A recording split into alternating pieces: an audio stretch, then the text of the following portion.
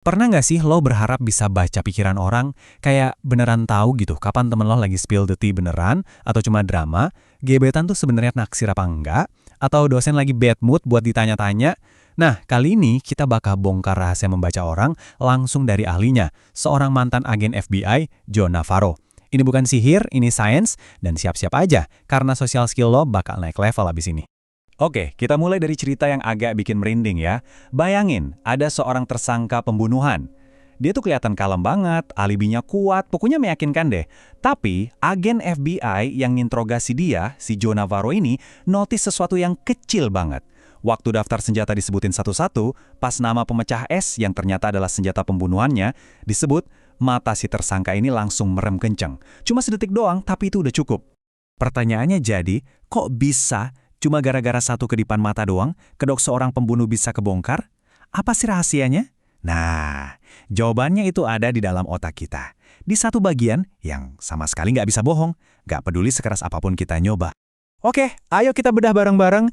Jadi, kunci buat ngertiin bahasa tubuh itu sebenarnya bukan dari omongan orang, tapi dari reaksi super cepat yang dikontrol sama bagian otak kita yang paling jujur dan paling primitif. Kenalin, namanya sistem limbik. Anggap aja ini otak autopilot kita. Beda banget sama otak yang kita pakai buat mikir, ngerencanain, atau ngomong. Yang jago banget ngarang cerita, sistem limbik ini nggak bisa bohong. Dia itu bereaksi instan dan jujur. Kayak pas lo tiba-tiba kaget lihat kecoa terbang, lo kan refleks teriak atau ngindar kan? Nah itu kerjanya sistem limbik. Dan dari sinilah semua bahasa tubuh yang asli itu berasal. Dan sistem limbik ini punya 3 jurus andalan yang udah terprogram jutaan tahun buat kita bertahan hidup. Freeze, flight, and fight. Membeku. Kayak pas lo lagi scroll medsos terus nggak sengaja nge-like foto gebetan dari tahun 2015, pasti langsung diem kan? Jantung deg-degan, nah itu freeze. Kabur. Kalau bahayanya beneran nyata, insting kita ya kabur atau paling nggak ngejauh. Lawan.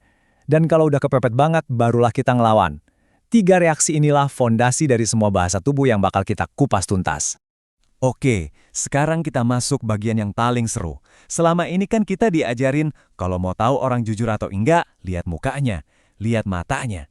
Tapi, gimana kalau gue bilang selama ini kita salah fokus total? Coba tebak deh, kalau mau tahu perasaan orang yang sebenarnya, kita harus lihat kemana? Wajahnya? Tangannya? Jawabannya mungkin bakal bikin lo kaget. Jawabannya adalah kaki. Yap, beneran, kaki dan tungkai kita. Kenapa? Karena gini, dari kecil kita tuh dilatih buat ngontrol muka, pasang poker face, senyum palsu pas dapat kado yang nggak disuka. Tapi, siapa coba yang pernah ngajarin kita buat ngontrol kaki? Nggak ada kan? Makanya kaki kita itu gerak murni berdasarkan insting dari si sistem limbik tadi. Gini penjelasannya, kaki kita itu diprogram buat bertahan hidup. Jadi kalau kita lagi ngobrol sama orang dan ngerasa nggak nyaman, pengen cepet-cepet udahan, tanpa sadar, kaki kita bakal ngarah ke pintu keluar. Sebaliknya, kalau kita lagi seneng banget atau super pede, misalnya abis dapat pujian dari crush, kita nunjukin yang namanya happy feet, kaki yang goyang-goyang atau nggak bisa diam gitu. Jadi lain kali pas lagi ngobrol, coba deh, lirik kakinya. Itu bisa ngasih info yang lebih jujur daripada kata-katanya.